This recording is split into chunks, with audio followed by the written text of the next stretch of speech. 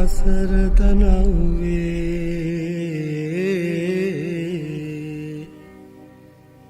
අප යන ගමනේ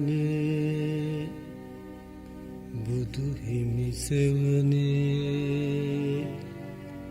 සිහිල ලැබේවා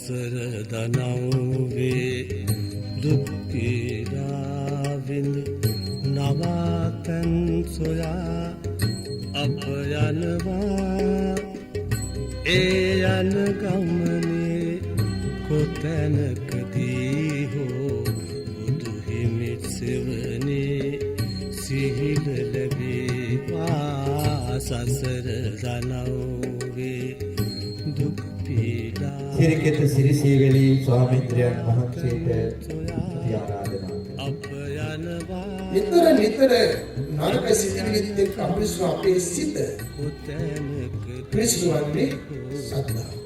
ඒක ප්‍රශ්නයක් නෙවෙයි. හැබැයි ගැටුම් වලට යන්නේ නෑ ප්‍රශ්න තියෙනවා.